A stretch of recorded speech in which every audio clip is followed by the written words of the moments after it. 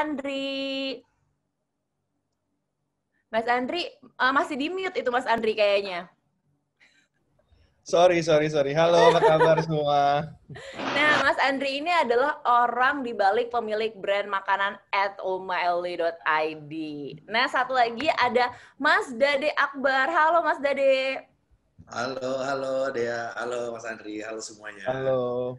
Nah, Mas Dede ini adalah Creative Director and Founder dari @warteggourmet.id. Hari ini, tenang nih teman-teman sekalian, partisipan. Nggak cuman kita bertiga aja yang bakalan ngobrol-ngobrol di hari Sabtu siang ini ya kan, nanti Bobo yang ada. Jadi teman-teman sekalian bisa juga memberikan pertanyaan ke salah satu narasumber ya. Pertanyaannya apa aja? Selama itu terkait dengan konten kreatif ya, bukan terkait dengan pribadi ya, bukan masalah pribadi ya. Nah teman-teman ini bisa langsung aja tulis di kolom Q&A di bawah sini. Jangan lupa untuk tulis nama, pertanyaannya, dan bisa ditujukan ke siapa narasumbernya. Boleh kedua-duanya juga. Mas Andri sama Mas Dade siap untuk ditanya hari ini ya? Insya Allah siap. Oke, langsung aja nih ya, kita ngobrol-ngobrol aja biar nggak bosen ya dengerin aku ngomong terus. Mas Dade ini dibalik @warteggourmet.id nih ya Mas. Sebenarnya tuh warteggourmet.id ini apa sih Mas? Sebetulnya dulu tuh mulainya sebagai passion project sih, si Warteg Gourmet ini. Karena aku tuh suka banget ya makanan Indonesia, terutama makanan pinggiran sih seperti warteg gitu, ya kan. Terus jadi kenapa tidak punya project yang berbau makanan Indonesia sih gitu. Cuman gimana caranya gitu ya, akhirnya aku mencoba bikin suatu buku baru tentang cerita makanan Indonesia sih. Sebetulnya sih sesimpel itulah projectnya. Gitu. Oke, jadi kalau Mas Dade ini ingin memperkenalkan makanan Indonesia, nah kalau Mas Andri ini punya Instagram namanya @omaeli.id, ini 100% authentic Italian. Nah ini tuh emang Instagramnya isinya tuh tentang apa sih Mas Andri? Isinya kan makanan-makanan. Maksudnya emang Mas Andri itu hobi makan atau makanannya itu dijual atau seperti apa Mas? Kalau kita itu memang online food delivery service ya, yang awalnya mulai dari dapur kecil in my small apartment sampai menjadi dapur gede, dan memang kita nggak ada physical store, dan memang seperti kayak restoran, menunya selalu berubah, selalu spesial, dan untuk memperkenalkan produk-produk itu ya kita promosinya hanya di Instagram aja, menggunakan foto-foto dan video di sana. Oke, jadi kalau penjelasan dari Mas Dade dan juga Mas Andri, ini semuanya tuh dimulai dari yang masih kecil ya, nggak tiba-tiba wah gitu kan, nggak tiba-tiba langsung terkenal juga, begitu ya Mas Dade, Mas Andri ya? Betul. Nah, kalau Mas Dade sendiri ini sudah berapa lama Mas berkecimpung di industri komersil sebagai fotografer makanan? Kalau fotografer makanan secara spesifik sih sebetulnya ketika mulai si Warteg Gourmet ini gitu, tapi sebelumnya aku memang di dunia kreatif, tapi tidak sebagai fotografer, tapi sebagai sebagai kreatif lah. Aku dulu di agensi, memang kebanyakan klien aku tuh banyak klien makanan ternyata. Mungkin ada ketularan sedikit lah gitu ya dengan the way I handle food dan segala macam, sampai akhirnya jadi si Warteg Gourmet ini. Kalau ditanya tadi semenjak kapan, mungkin dari 2015 bener-bener 2014 mungkin turun menjadi fotografer makanan sih. Oke, jadi Warteg Gourmet ini udah dari sekitar 6 tahun yang lalu begitu ya? 5 tahun, 6 tahun yang lalu ya. Gitu. Oke. Nah, kalau Mas Andri ini kan boleh diceritain nggak awal mulanya Oma Eli ini tuh seperti apa? Apakah memang langsung Mas Andri tuh fotonya sekeren yang foto-foto yang kita lihat sekarang nih di home-nya Instagram Oma Eli, atau awal mulanya kayak gimana, Mas? Awalnya nggak kayak gitu sama kali. Awalnya bikin Oma Eli itu sambilan. Dulu tinggal di apartemen, terus ya cuma jual-jual di grup WhatsApp-nya istri gue doang di apartemen situ. Sambil kerja full time kebetulan mirip juga di branding agency. Tapi kita di bagian strategisnya. Dan foto. Aku juga dari dulu suka foto dan sempat juga kerja di interior photography, tapi emang nggak pernah bikin makanan. Dan karena gaya foto tuh dulu mungkin sangat komersial ya. Jadi ya sampai harus belajar ulang gimana untuk cara foto makanan, dan kedua juga gimana cara foto makanan yang stylenya itu lebih relevan ya dengan social media gitu. Mungkin beda-bedain stylenya social media sama stylenya komersial yang lebih iklan gitu ya, kayak lebih kayak Indomie gitu bener-bener daripada. Nah itu tuh beda banget sampai juga pas udah mulai jalan, kita nyoba, yaudah yuk kita niatin bikin foto yang benar-benar niat, bikin gaya foto yang dulu gua ngerti ya, gaya komersial gitu, nggak diterima sih dari Instagram, kayak engagement-nya rendah banget dan lain-lain. Jadi dari situ ya harus coba benar-benar dari nol untuk coba lagi gimana sih untuk ngebikin style kece, kekinian gitulah yang benar-benar yang baru-baru. Mungkin kalau fotografer-fotografer yang dari tahun 2010 awal mungkin ngerti ini maksud gue apa yang kayak komersial dulu. Iya. Beda sih, pendekatannya emang beda Mas ya sebetulnya ya. Beda banget. Gitu. Nah, pendekatannya beda tuh dari tahun 2010 sama sekarang nih, itu bedanya tuh apa sih Mas emangnya? Mungkin Mas Dade bisa jelasin. Bedanya tuh kalau sekarang tuh harus terlihat lebih real gitu ya dibandingin sama kalau zaman dulu tuh foto makanan itu harus kelihatan apa ya bahasanya kayak staged gitu loh, kayak misalnya stage ya. Ya kan, stage banget gitu, harus sempurna banget lah. Sempurna, lightingnya sempurna, bentuknya sempurna, bahkan tomatnya tuh kalau lo ngeliat sebenarnya itu tomatnya nggak ada di pasaran sih gitu aja, sampai segini-gitunya harus semua itu harus sempurna gitu. Itu zaman dulu tuh kayak gitu, tapi sekarang pendekatannya tuh kayaknya lebih otentik ya sekarang ya. Ya lebih real lah gitu ya, lebih hari-hari lo ngelihat lihat benar, and then it's believable gitu sebetulnya. Jadi approach-nya totally different dari zaman dulu gitu. Jadi beda banget deh gitu. Kalau lu bisa kerjain satu frame dulu bisa berjam-jam, sampai titik kesempurnaan gitu ya. Ini udah gak ada cacat sama sekali, and then orang bisa percaya. Sekarang kebalikannya. Gitu. Kebalikannya dalam kata kita shoot kayak bisa sampai 5, 6, 7, 8 lampu gitu loh sampai untuk sempurna gitu. Zaman dulu tuh. Iya, zaman dulu gitu kayak zaman-zaman ngerjain komersial ya. Sekarang ya udah sebelah jendela, diffuse, bond sedikit beres gitu loh, kayak benar-benar 5 menit beres gitu. Manis lah gitu ya, yang penting dapet gitunya. Gitu sih kurang lebih ya.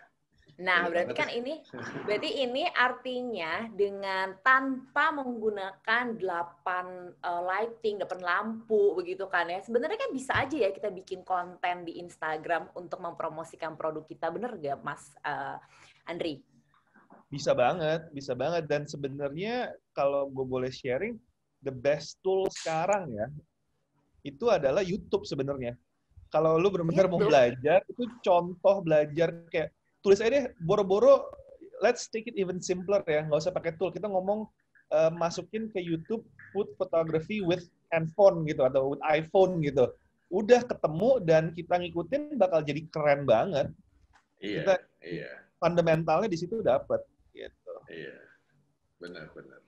Oke, berarti kalau misalkan orang yang benar-benar awam, misalkan kayak aku nih punya UMKM, aku nggak bisa foto nih dari awam, seorang awam gitu ya, buta banget gitu, bisa dong ya sebenarnya ya Mas Dade ya?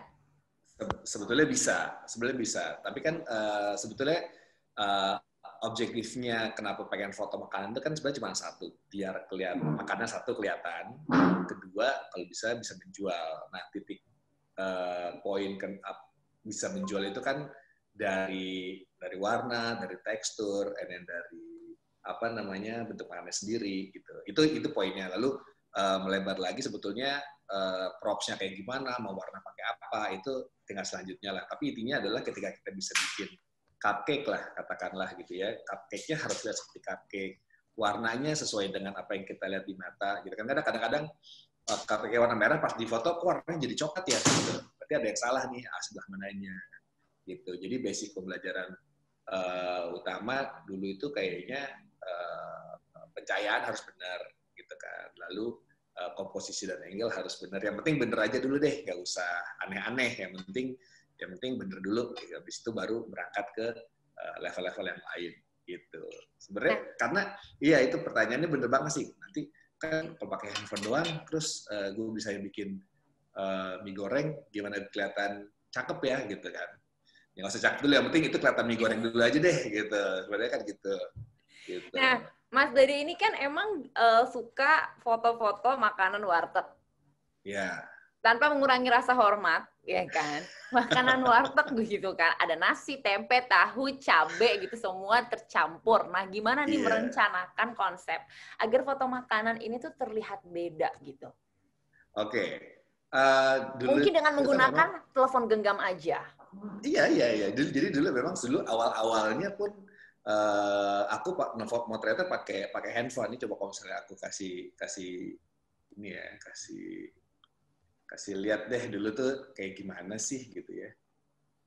Nih dulu tuh aku tuh dulu gini ya. Jadi ini makanan kesukaan aku nih makanan pinggiran ini nih ya kan. Terus ketika aku foto, ya udah foto sih bagus gitu. Cuman gimana sih mau ngeliatin makanan, mau ngeliatin tempe tuh kayak gimana tuh tempe yang bagus tuh kayak gimana sih? Karena kan tempe kalau di foto ya tempe aja gitu. Lalu kayaknya terus ketika di foto tempe, kayaknya nggak mungkin foto tempe dong. Foto yang bisa bikin foto tempe bagus tuh banyak banget gitu. Terus gue harus bisa bikinnya kayak gimana? Ya udah deh, at least gue coba bikin yang agak beda dikit. Yang penting kelihatannya tempe, and then di packaging dengan cerita yang berbeda dari tempe-tempe yang lain. Nah, memang sebenarnya challenge dari foto makanan warteg itu tuh kan sebenarnya kelihatannya nggak bagus ya. Salah satu cara waktu itu aku lihatnya memang harus dikonstruk, dipisahkan dengan teman-teman lainnya sampai bentuk aslinya tuh kelihatan gitu. Karena kadang-kadang makanan Indonesia bentuk aslinya nggak pernah kelihatan gitu kan. Jadi cara masuk aku mungkin ya udah ngeliatin aja sebetulnya bentuk tempe tuh begini loh di dalam suatu makanan dan selanjutnya gitu. Dan itu cukup ini ya, maksudnya cukup harus putar otak nih. Kalau rendang next-nya kayak gimana ya, and then kalau ikan tuh kayak gimana. Jadi itu sih eksplorasi aja sebetulnya. Oke, membicarakan tentang kesederhanaan tempe. Nih, teman-teman perlu tahu nih, kalau Ayam Tri Uredu ini mendukung generasi muda yang sedang merintis usaha kecil menengah dengan program Collaboration Berjuang dan Berkreasi bersama Creative Hub ini nih. Dan saat ini juga Ayam Tri Uredu ini menyediakan layanan solusi komunikasi yang sesuai dengan kebutuhan kamu sebagai entrepreneur yang disebut dengan Aympreneur. Nah, tadi kan kalau Mas Dade, Mas Andri ini kan entrepreneur. Teman-teman juga bisa, karena dengan paket Aympreneur ini, kamu bisa mengatur bisnismu dari mana aja.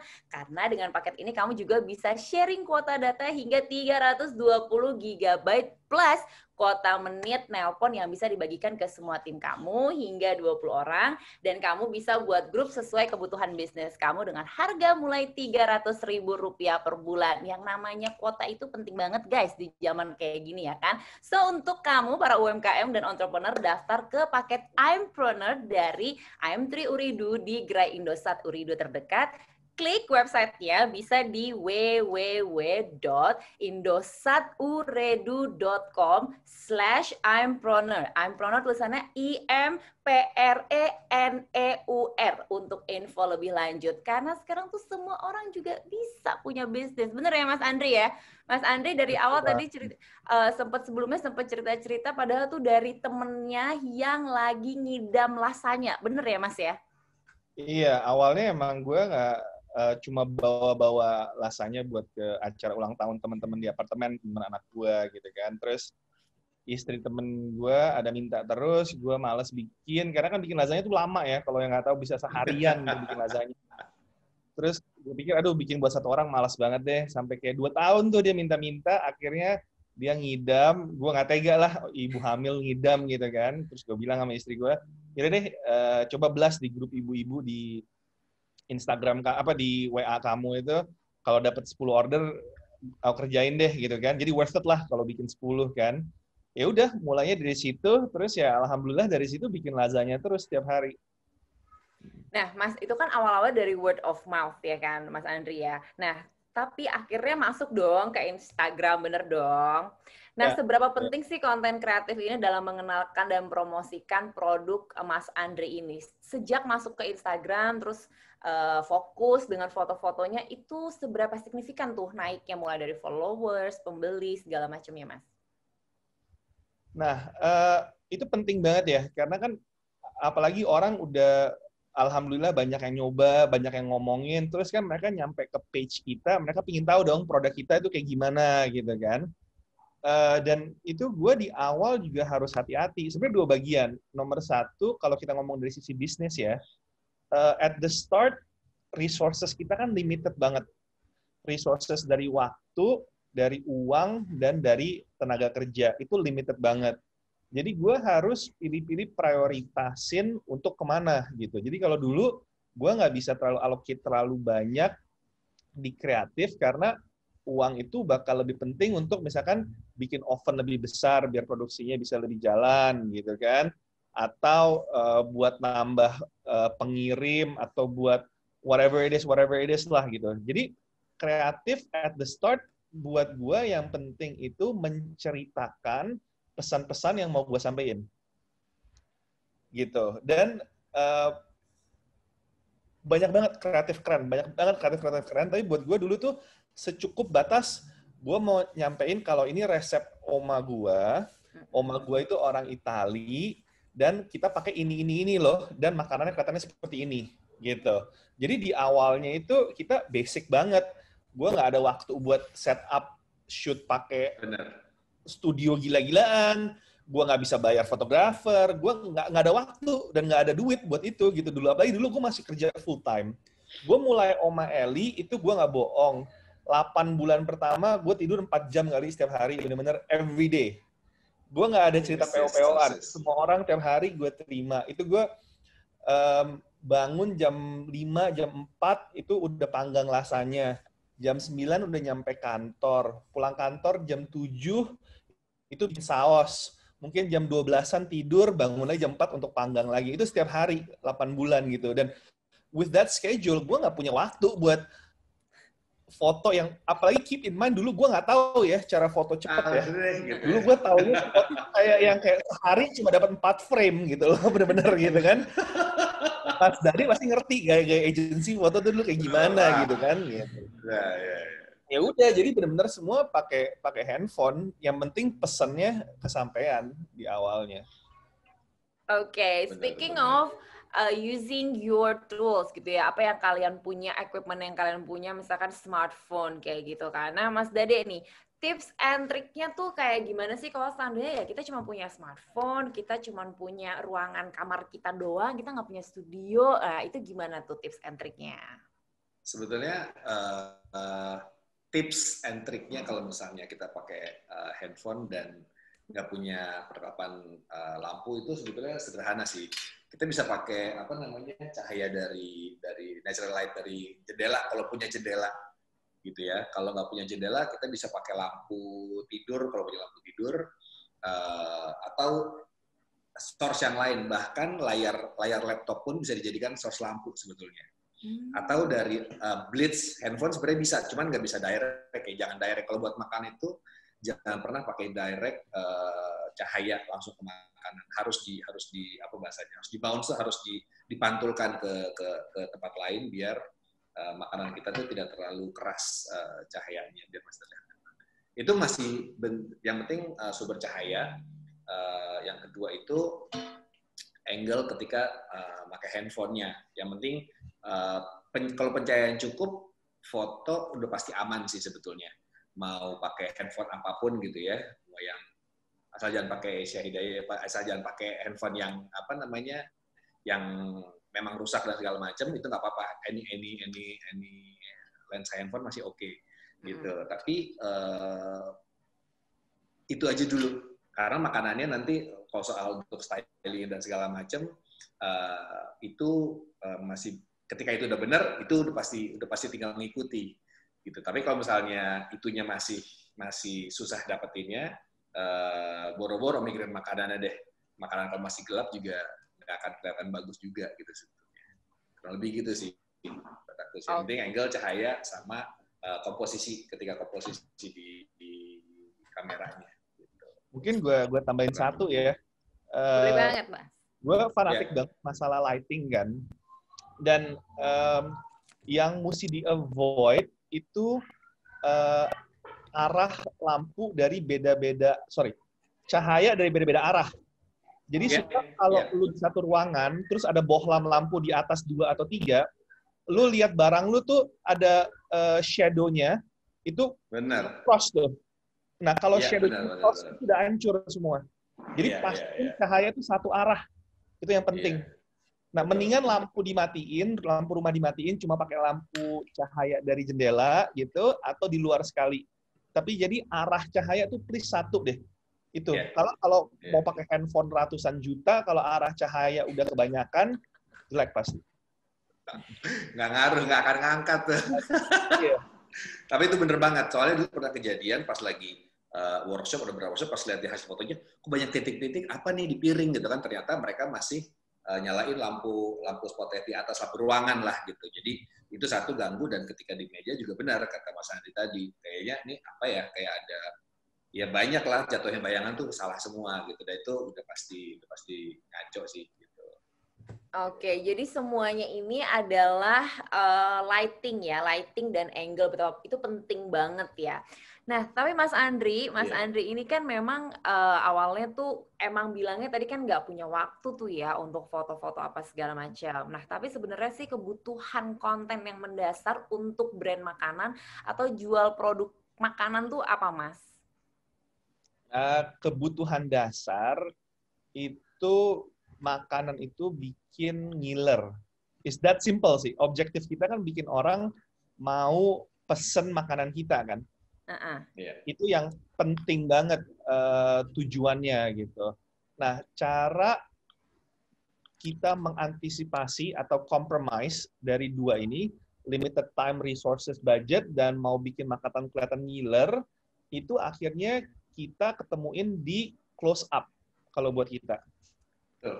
Jadi kita nggak usah buang-buang waktu untuk setting prop, garpunya miring apa enggak ya, pakai tatakan meja nggak ya, pakai lap, taburin lada di sekelilingnya, or whatever it is. Itu is out of the question for us, karena kita mau fokus di makanannya. Jadi kita benar-benar mau se-close up mungkin, cuma lihat makannya, ngiler, and that deliver the message, kalau buat kita. Oke. Ngomong-ngomong, saya sebagai perempuan yang kalau melihat perempuan-perempuan lain sebelum makan itu foto dulu ya. Kalau saya udah keburu habis makanannya ya sebelum selesai. Itu kadang-kadang saya juga berpikir tuh, aduh gimana mau foto ya, kayak garpunya miring, aduh kayaknya ini kurang gitu. Ternyata adalah kuncinya adalah di close up makanannya ya, nggak peduli garpunya miring juga ya. Kalau for us itu cara kita aplikasinya. Kalau dari Mas Dade sendiri gimana dari sudut pandang seorang kreatif nih? Benar. Karena dari beberapa klien juga sebetulnya intinya punya kebutuhan yang sama. Intinya waktu itu kita pernah bikin satu campaign itu, campaign makanan itu untuk GoFood sebetulnya. Jadi udah semuanya itu in your face aja. Udah emang cuma makanannya aja yang ditonjolin gitu. Jadi kalau misalnya framing itu 100%, sebenarnya 80% itu makanan semua, gitu. Jadi benar kata Mas Adi, kita nggak musingin props, kita nggak musingin hal-hal lain, perintilan, tapi esensi dari makanannya itu, ya kalau itu adalah bentuknya mie-nya terlihat benar, gitu kan, rasanya juga karena kan kalau misalnya kita ngelihat contoh aja yang udah banyak kan, kayak misalnya tasty atau taste-nya segala macam, kan end shot-nya tuh meleleh apa semuanya, dan itu sebenarnya kan kuncinya kan ketika kita ngelihat gitu, kayak ada secara nggak sengaja kayak idih gitu kan. Jadi ekspresi itunya sebetulnya kayaknya kuncinya memang ada di situ gitu. Nah, shot itu sih sebetulnya yang perluin bikin ngiler. Terus juga ketika suatu makanan tertentu itu harus dicari titik gilernya di mana gitu. Ketika nanti kita ngomong ini ada sausnya, berarti sausnya harus netes gitu kan. Kalau makanan kering pun gitu, apanya nih bentuk crispy-nya kah yang harus kita angkat, dan enso gitu. Jadi memang one word-nya sih memang harus bikin giler sih kalau yang makanan gitu. Oke, ngomong-ngomong tentang bikin ngiler ya kan, Mas Dade ini pernah upload, ini menarik sekali ya, pete nih, mohon maaf, pete itu kagak bisa bikin ngiler kayaknya ya kan, nggak meleleh-meleleh. Nah itu gimana tuh triknya? Karena ini gambarnya banyak pete lah, ada tempe Louis Vuitton ya kan. Iya, Nah iya. pete gitu pertanyaannya, pete lah jengkol lah gitu kan. Kalau buah mungkin warna-warni, kalau pete gitu gimana tuh Mas? Kalau sebetulnya pete, nah itu dia sebetulnya pete, apapun ya, semua bentuk ingredients, bahan makanan atau even makanan jadi pun kalau kita perhatiin sebetulnya dia punya seni tersendiri gitu ya. Kalau misalnya kita ngeliatin pete, kan dia kan punya tekstur guratan-guratan kalau di ininya ya, di bijinya ya. Terus dia shiny juga. Jadi sebetulnya mungkin elemen-elemen itu yang coba diangkat gitu. Tapi ketika cuma foto pete doang, kayaknya gue harus masukin satu injek cerita gitu tentang si pete ini apa sih gitu sebetulnya. Makanya mungkin salah satu contoh pete itu bentuk hati di bulan Valentine gitu kan. Sebetulnya kalau memang intinya kan kalau memang lu cinta banget sama pasangan lo, pacar lo habis makan pete juga lo pasti akan nggak komplain gitu sebetulnya. Jadi that's the message sih sebetulnya. Karena kalau gue cuma foto pete doang and then nggak ada story-nya, ya udah itu cuma pete doang gitu. Tapi if the pete can set us the message yang lebih dalam lagi, mungkin bisa akan lebih menarik gitu aja sih sebetulnya.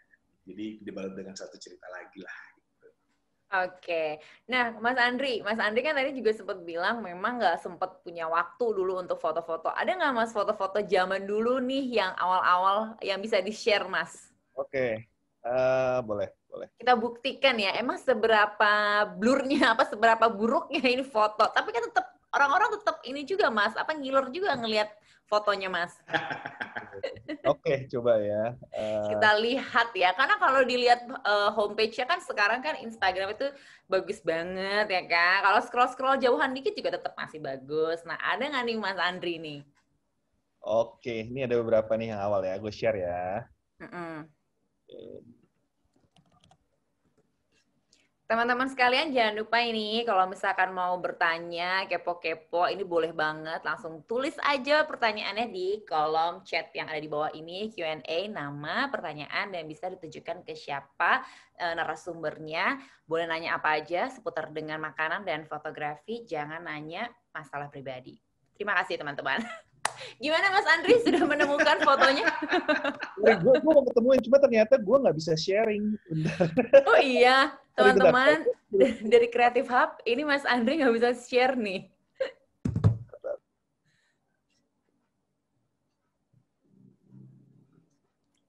Halo? Halo, apakah teman-teman bisa mendengar aku? Ngomong-ngomong Mas, Andri ini ya, keluar ya? Bener nggak sih?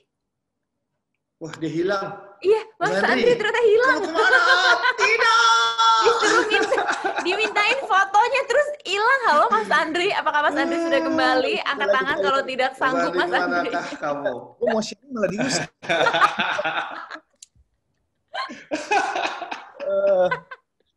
Oke. Ya begitulah ya kan drama kehidupan kita di hari Sabtu ini. Oke, Mas Andri. Wow. Mana Mas?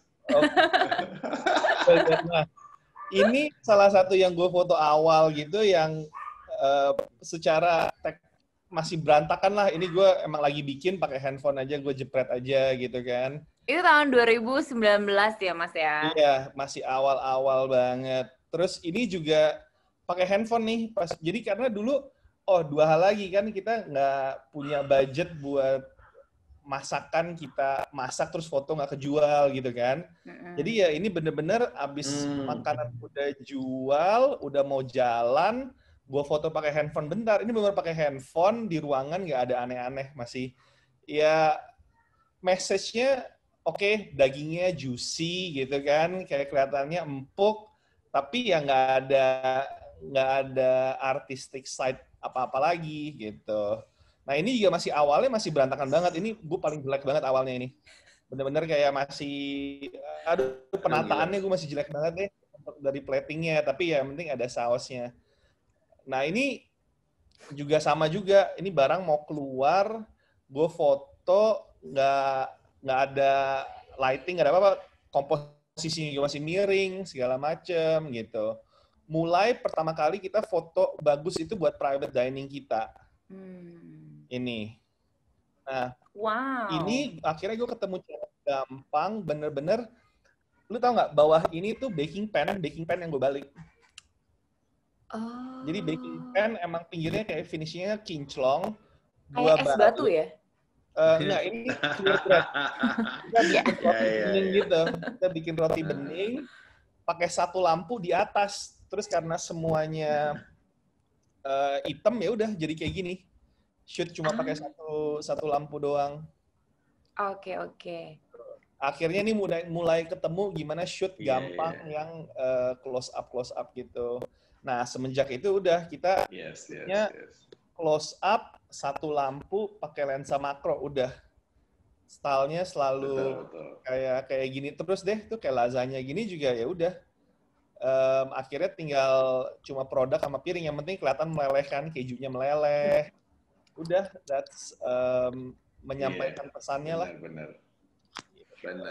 Mas Andri ini kan berkecimpung di dunia bisnis makanan kan. Kalau orang nih menggunakan Instagramnya untuk menjual produknya, apakah memang foto makanan itu sepenting itu ya? Atau kadang-kadang mungkin masukin menu, harganya, atau semuanya konsisten foto-foto makanan yang menggiurkan?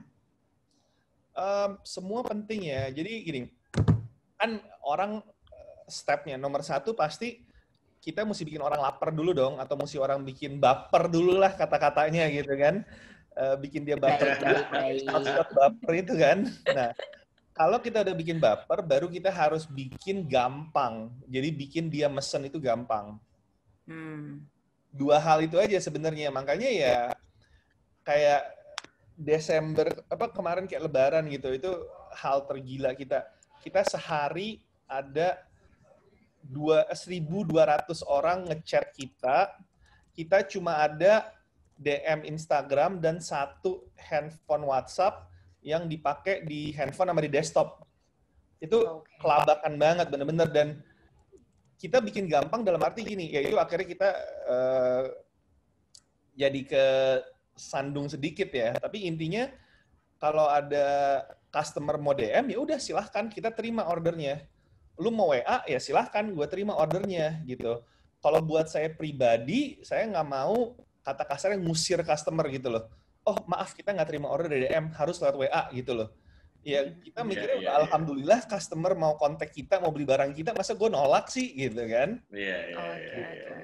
Sama juga dengan kita nggak pernah ada PO, gitu kan. Kayak dari dulu, makanya kayak gue nggak tidur selama 8-9 bulan itu. Ngomong-ngomong nggak ada PO, berarti Mas akan ready terus nih kalau orang pesen. Lu order ya gue bikinin gitu loh, nggak ada nunggu. Oke, kita next delivery Rabu depan, Jumat depan, whatever it is gitu. Kita selalu standby gitu, karena ya gue dalam persepsi gila, gue bersyukur banget orang mau spend duit untuk dimasakin sama gue gitu loh. Itu udah alhamdulillah banget gitu ya. Udah, I will do my best untuk lakukan itu gitu. So those two things sih, bikin baper sama bikin gampang, itu dua hal itu buat kita penting banget.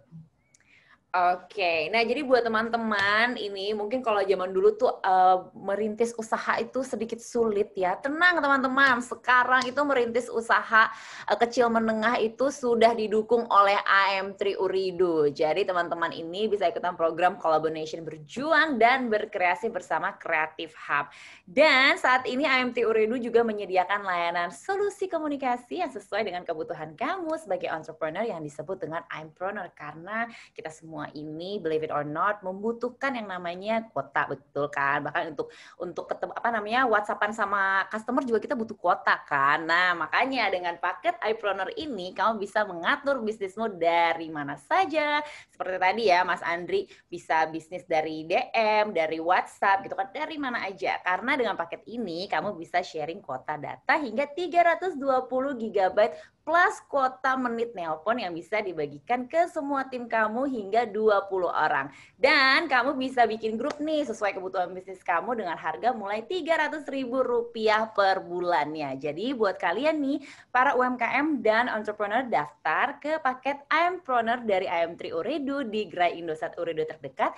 Dan untuk informasi lebih lanjut, teman-teman bisa klik aja langsung nih di websitenya di www.indosatoooredoo.com/impreneur, IMPRENEUR.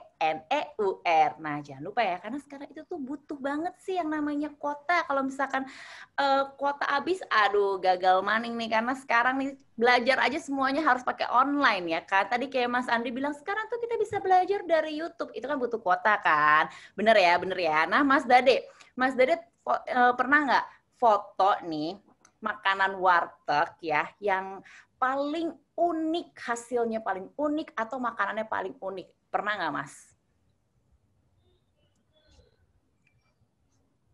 Mas Dade ada bersama dengan kita hari ini? Apa? Ada.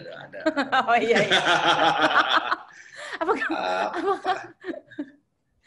Apa ya? Ada sih. Karena kalau aku kan biasanya, kalau gue tuh kebanyakan potretinnya makanan Indonesia terus ya. Maksudnya gue selalu yang terunik yang nggak pernah terunik, bisa Mas Dade lupakan. Apa ya? Terunik. Ngomong-ngomong nih, saya abis lihat nih di Instagramnya. Itu World Cup 2018. Ya, Mas Dade ya? Apa tuh? Nih, saya lagi lihat nih Instagram Mas Dade. Bahkan World Cup 2018 aja Mas Dade bikinin fotonya dari apa nih, Mas? Peace ya, Mas ya? Oh iya. Ini ceritanya bikin bendera-bendera lah gitu ya dari siapa yang tanding hari itu. Ya itu cukup menyenangkan sih sebetulnya. Cukup menyenangkan lah gitu. Di luar, ya kan intinya kalau di gue ngelihatnya kayak bermain-main dengan makanan gitu ya, apa namanya, kita bisa berkreatif dengan makanan. Jadi mungkin salah satunya sih bener sih, ini bikin cukup menyenangkan proyek ini sebetulnya. Terus ada foto kerupuk juga ya, Mas ya? Ada.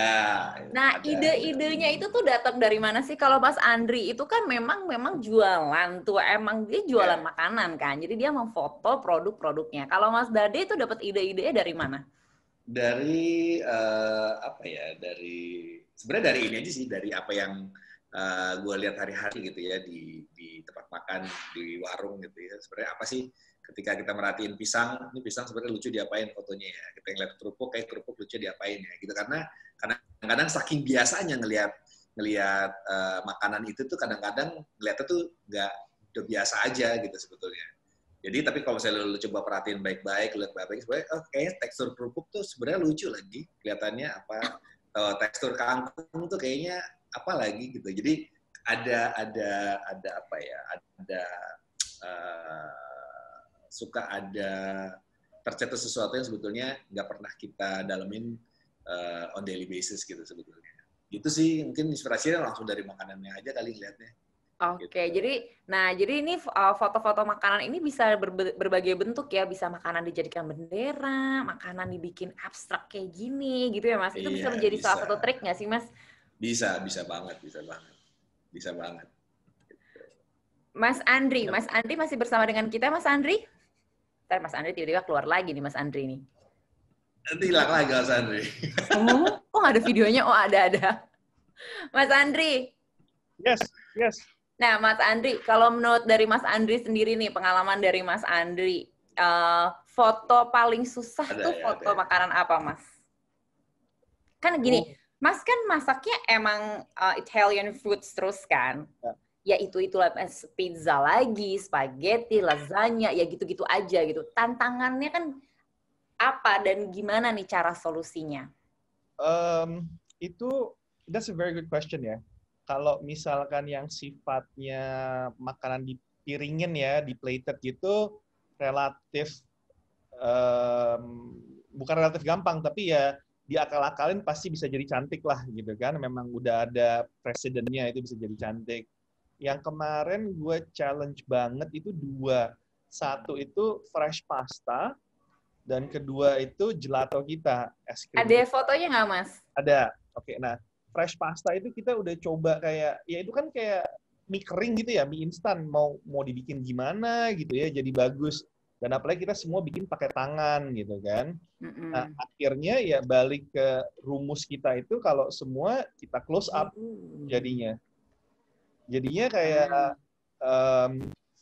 kita benar-benar cuma pakai satu lampu doang, pakai macro lens, udah gue bisa dapat ini yang benar-benar jadi kelihatan tekstur pasta tuh kita bikin pakai tangan gitu. Sama juga kayak cara kita benar-benar kelihatan sisik-sisiknya itu yang bikin sausnya makin lengket, makin nempel ke pasta gitu. Soalnya kita bikin mau gimana, bikin pasta ini kelihatan menarik gitu. Tapi ini yang motret Mas Andi sendiri ya, Mas? Iya, semua gue yang foto sendiri. Oh, berarti ketika bikin segala macam jadi potret gitu ya. Prosesnya gitu ya sebetulnya. Prosesnya gitu. Ya, prosesnya gitu. Oh, iya. Sih. Iya. Oh ya tinggal cari emang lensa makro itu iya. Tapi pakai lensa makro, pakai fix itu kunci sih sebetulnya ya. Untuk bisa ngeliatin itu yang rubah kehidupan gue banget sih. Setuju gue setuju. Oh baik, jadi yang mengubah kehidupan itu adalah lensa ya. Makro tuh bisa dekat dan fokus, itu sih yang penting sih, gitu kan. Jadi kalau pakai makro yang masih bisa lah, masih mirip. Betul. Bisa deket kita gitu makro. Sama juga pas kita shoot es krim gitu. Jadi es krim kita ambil deket lagi aja udah. Kita kayak es krim bosen gak sih di scoop, bunder, dipiring, di cone gitu bosen banget. Apalagi kita gelato gitu kan. Ini juga salah satu Ya lanjut Mas tadi.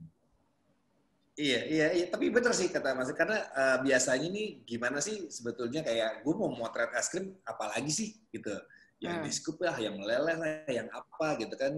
Tapi ketika kita punya bentuk eksekusi sendiri gitu ya, yang mau makro segala macam, jadi sebenarnya pas udah tahu, oh ini sebenarnya gelato loh, ini sebenarnya es krim loh, gitu. Jadi kayak kita ngeliatin satu sisi lain yang sebenarnya ada, tapi yang nggak hari-hari kita lihat sebetulnya. Kita kan nggak pernah ngeliatin es krim sedekat ini juga sebetulnya, dan kita bisa deliver ini gitu sebetulnya. Jadi kayak it's a very nice touch untuk bisa nimbulin. Oke. Baik. Ini apakah internet saya atau Mas Dade yang nge-freeze ya? Halo Mas Dade, iya sekarang nge-freeze ya Mas Dade ya? Kirain internet saya nih yang kekurangan kuota nih. Mas Dade-nya nge-freeze ya? Oh itu dia, balik lagi. Oke, Mas Dade mungkin terlalu bersemangat sampai menghilang, tapi sekarang sudah bersama dengan kita lagi. Iya, gue yang hilang. Oh, dia habis terbang balik lagi. Oke. Iya.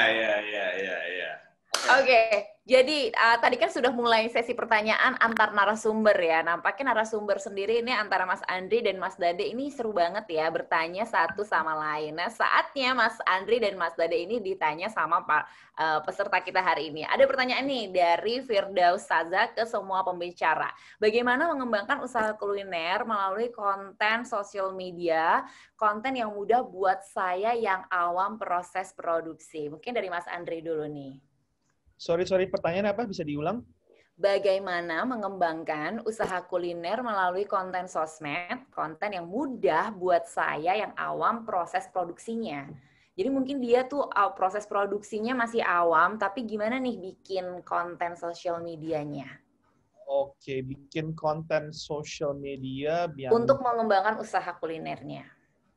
Oke.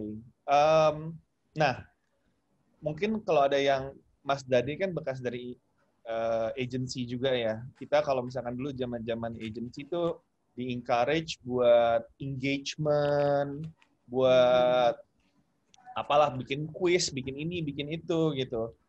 Until you have a decent following, with all due respect, nggak ada yang peduli sih sama quiz-quiz lu gitu di awal-awal gitu kan. Sampai lu kayak udah nggak tahu lah 5.000, 10.000, whatever it is gitu. Jadi sebenarnya di awal just dari konten ya, dari konten secara jelas communicate apa sih yang pesan-pesan inti dari kuliner lu gitu loh.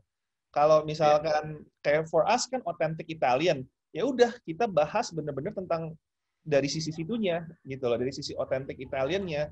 Atau kalau misalkan I don't know bisnis sekarang apa, misalkan pete gitu kan, dia mau jual pete gitu, ya udah misalkan dia ngomong dari sisi kalau pete gue tanam sendiri loh, dari ngomong ke sana, dari ngomong proses pembuatan dan lain-lain, tapi hal-hal yang bikin orang lebih tahu tentang elu siapa gitu.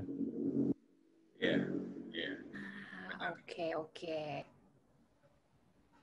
Jadi harus punya brand image juga dong ya, biar orang-orang tuh tahu kita ini siapa. Betul begitu Mas Dade? Mas Dade, kalau dari Mas Dade bagaimana?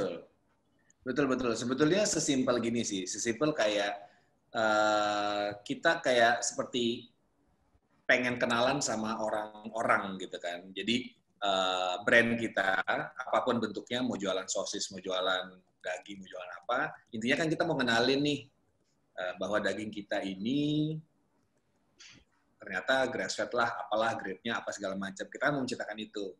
Dari apa? Dari kualitas kah? Dari visual apa yang kita mau kasih atau ke orang bahwa menunjukkan bahwa cerita kita tuh A, B, C, D. Mungkin kalau mau dibawa yang simple kayak gitu sih, kayak sesimpel kita mau kenalan dan kita mau kenalan sama orang, kita ngomongnya apa nih? Kita ngomongnya teriak, kita ngomongnya baik-baik, apa kita ngomongnya asik, ngomongnya santai atau ngomongnya kaku, itu kan kita yang milih sebetulnya. Pribadi kita seperti apa. Jadi mungkin lebih ke arah situ biar kebayang bahwa kita tuh mau ngapain sih dengan orang-orang yang mau kita ajak ngobrol, which is follower-follower kita atau follower-follower yang mau kita ajak untuk ngikutin kita gitu sebetulnya. Mungkin gitu kali pendekatan. Kalau memang tadi tanya kan produksi pusing gitu ya. Itu bener banget, kayak kalau gue tarik kayak dari sisi branding gitu, it's very helpful kalau buat gue, kan emang Oma Eli itu emang oma gue kan, nenek gue. Jadi every time gue mau ngelakuin apapun, gue mikir in my mind, kalau di situasi ini Oma bakal ngapain ya? Oma cara ngomong ngapain ya? Oma ini ngapain ya? Itu ngebantu gue bikin materi gue konsisten. Nah, sama juga buat temen-temen yang lagi ngebikin brand, buat gue is very helpful untuk menggambarkan brand itu sebagai orang. Dia cowok atau cewek, ngomongnya warnanya semua beda. Dia outspoken apa santai, kayak tadi Mas Dede bilang lah gitu semua kan. Dan semua hal ini. Jadi kalau lo mikir sebagai orang, itu lebih gampang buat bikin semuanya konsisten. Betul.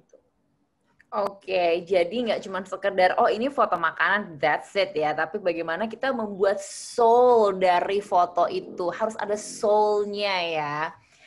Nah, dari Muhammad Fuadi ke semua pembicara, bagaimana mengembangkan usaha kuliner melalui konten sosmed, konten yang mudah buat saya. Sorry. Ini pertanyaannya nampaknya sama ya, orangnya sama. Yang selanjutnya dari Adelia Suryani ke semua pembicara. Mau tanya bagaimana mengeducate produk kita kepada konsumen melalui social media. Mungkin dari Mas Dade bisa?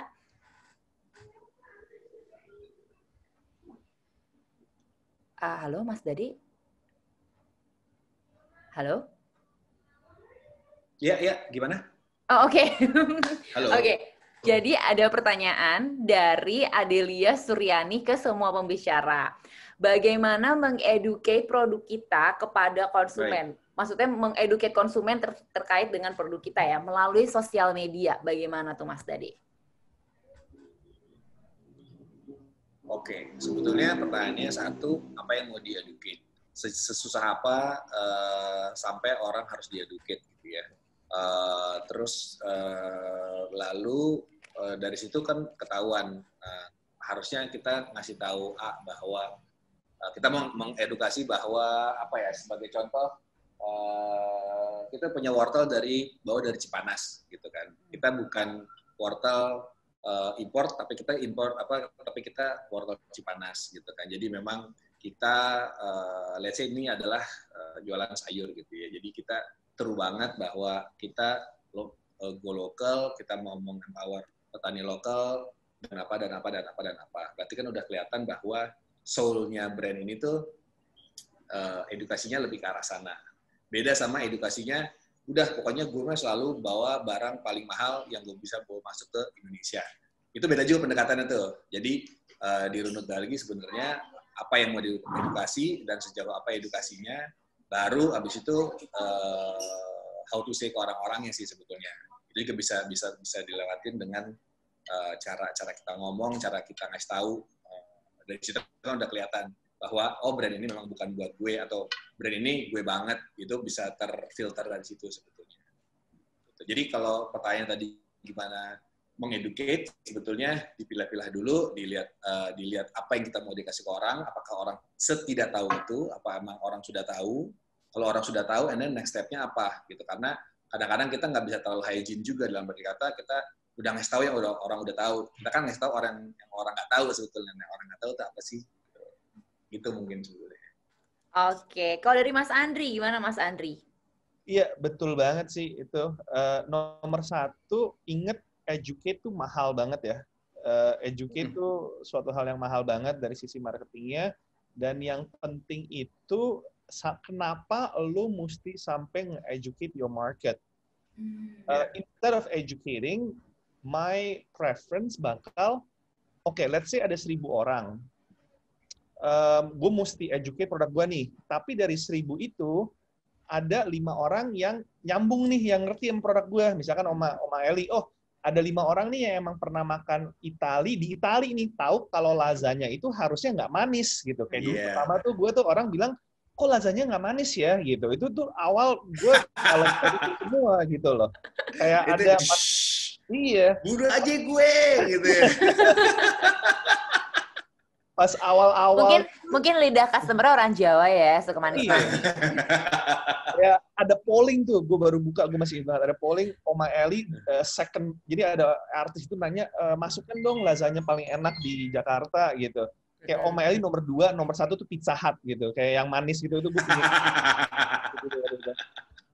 Nah, tapi instead of gue nge-educate customer kalau hey lasagna harusnya nggak manis, dan gue fokus untuk nge-target produk gue yang memang men-appreciate lasagna gue itu kayak gitu, dan biar dia yang nge-educate teman-temannya gitu loh. Sebentar Mas, berarti Mas Andri itu maksudnya cukup berani sekali ya? Kasih tahu yang udah ngerti aja sebetulnya. Iya, that's it, itu dia intinya. Tapi Mas Andri berarti berani banget untuk kayak tidak hanya mengikuti keinginan konsumen dong Mas? Nah iya, dari situ sebenarnya sesuatu hal yang memang melawan consultant side dari diri gue ya. Gue bukan mencari market fit, tapi memang karena emang is a passion project buat gue dari awal. Emang gue mau sharing masak-masakan yang Oma dulu bikin gitu loh, masak-masakan yang emang masuk di lidah gue gitu kan, gue gede dimasakin dia gitu kan. Emang ya gue mau sharing rasa-rasa itu dengan follower-follower kita. Emang objektifnya itu, bukan objektif bisnis mau fokus grup lah, bikin food testing ini itu, emang bukan itu fokusnya dari awal. I see. Oke, next. Ini ada pertanyaan dari Ayu ke Mas Dade. Saya mau tanya nih mengenai tips foto outdoor lighting hanya dari cahaya matahari. Karena saya pernah coba, makanan saya cenderung warnanya kuning. Gimana mengatasinya?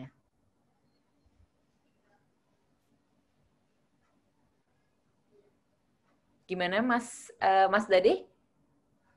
Ya. Oke.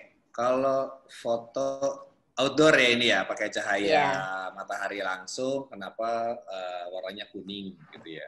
Terus apalagi tadi selain warnanya kuning? Warnanya kuning sih, jadi hanya kuning Mas. Kenapa kuning gitu ya? Enggak, cara mengatasinya gimana? Kalau ini motretnya pakai handphone atau pakai kamera dia sampai kuning gini? Nggak dibilangin ya? Enggak sih, dia nggak bilang sih. Dia hanya mencoba foto makanan cenderung warnanya kuning gitu. Oke. Sebetulnya kuning itu karena memang sinar matahari sebetulnya kuning gitu kan. Terus kedua itu kalau biasanya white balance itu auto, biasanya dia akan adjust ke rada putih sebetulnya. Cuman nature-nya memang rada kuning. gitu. Kalau pakai kamera itu bisa lebih di-setel lagi, di setting lagi, mau sekuning apa atau seputih apa yang mau kita foto, biarpun sebetulnya cahayanya itu kuning banget atau putih banget, itu kita bisa setel di kamera. Kalau di handphone mungkin agak cenderung lebih auto white balance, dia akan adjust lebih dekat ke putih sebetulnya. Tergantung kita nyetingnya seperti apa. Tapi kalau ditanya kenapa jadi kuning, karena sinar matahari kuning, ya kedua satu gitu. Terus kedua, mungkin yang lebih diperhatikan kalau foto di luar langsung itu kalau nggak pakai filter atau nggak pakai diffuser atau nggak pakai penahan cahaya itu pasti akan terlalu kuat cahayanya. Jadi tergantung konsep fotonya sih gitu. Cuman secara umum itu memang harus dikasih ini sih filter atau diffuser gitu biar cahayanya lebih enak dan merata gitu sebetulnya. Gitu. Oke, thank you. Next ada pertanyaan dari Rizal. Semoga tadi jawabannya terjawab ya Mbak Ayu ya. Nah selanjutnya dari Rizal ke semua pembicara. Apa sih tips-tips foto untuk konten feed food Instagram buat foto-foto makanannya yang nggak monoton dari beberapa produk makanan kita? Silakan Mas Andri. Mungkin maksudnya tuh biar foto-foto makanannya nggak monoton ya. Kayak yang tadi sih sebenarnya kan Mas Andri ini jualan makanan Italian ya itu lagi, itu lagi. Biar nggak monoton tuh tips-tipsnya apa sih? Nomor satu, I'm gonna be very obvious dulu ya. Nomor satu biar nggak monoton ya ganti menunya.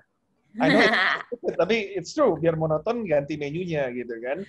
Mas, kalau jualannya cuma ayam doang gimana, Mas? Let's say kita cuma jual ayam doang gitu ya. Kalau misalkan cuma jual ayam doang, biar nggak monoton, bayangin consumer experience. Dalam arti gini, bayangin pengalaman orang pada saat dia makan itu, gitu loh. Kan ayam goreng nih, misalkan awalnya disuir gitu kan, disuir satu, itu bisa jadi close up foto sendiri, kelihatan ujungnya crispy, mungkin asap-asapnya keluar dikit, terus dalam ayamnya tuh kayak moist gitu, minyak-minyak gitu kan, itu kan mengkomunikasikan sesuatu tentang ayam kita gitu. Terus kalau misalkan ayam goreng, abis itu kita, apalagi sih the next, ayam goreng gue pakai sambal nih, sambalnya enak banget, lagi dicocol di sambal, itu kan mengkomunikasikan tentang produk kita lagi. Mundur, ayam kita itu misalkan diungkep dulu berapa lama gitu kan, ya udah itu proses pengumpetnya bisa difoto. Pas lagi penggorengan, lagi masuk di penggorengan, itu kan bubble-bubble dari minyaknya itu bagus banget tuh, keren banget, bisa jadi satu konten lagi. Terus pas lagi diangkat kayak gimana, itu bisa menjadikan konten lagi. Jadi fokus ke the journey ya, the journey of makanan itu dari awal dibuat sampai pengiriman, sampai ke customer, sampai dia buka, sampai dia makan, sampai dia cocol, sampai selesai, bla bla bla, itu semua jadi konten. Dari satu menu aja bisa jadi 12, 15, 20 konten untuk narik dari awal banget dan sampai selesai banget. Oke. Kalau dari Mas Dade sendiri? Iya, itu setuju banget dan itu benar gitu. Dari serentetan mulai ibaratnya dari nyuci ayamnya sampai dia ada di piring, itu kan sebenarnya prosesnya banyak ya. Dan itu kan bisa di-pick up satu-satu sebetulnya untuk bisa jadi konten, benar banget. Tapi mungkin untuk melengkapi Mas Andri tadi, selain kita di pilar sosial media itu kan sebetulnya ada beberapa banyak pilar gitu ya. Salah satunya mungkin apakah ada, biar tidak bosan dan tidak monoton ya. Jadi mungkin kita bisa masukin sebenarnya cerita tentang brandnya sendiri. Kayak misalnya mungkin untuk Mas Adi, Oma Eli, mungkin Mas Adi kan cerita tentang Oma gitu kan. Oma tuh siapa, gimana, how they get the taste, Italianya sebelah mana. Itu bisa jadi pilar cerita juga dalam sosial media biar tidak monoton. Lalu apa proseskah, enjoyment kah gitu. Jadi untuk bisa tidak kalau jawaban untuk bisa monoton sebetulnya bisa di-pick up dari berbagai pengalaman yang ada di sekitar makanan itu sendiri sih sebetulnya. Gitu. Oke. Gitu. Next-nya ini dari Eki ke semua pembicara. Nah, lebih baik mana? Lebih baik kita bikin konten sendiri untuk UMKM kita atau hire professional photographer atau creator? Mungkin bisa dijawab dari Mas Dade dulu, seorang creator nih, gimana? Gimana? Dia sebagai apa nih ceritanya? Nampaknya dia ini punya UMKM.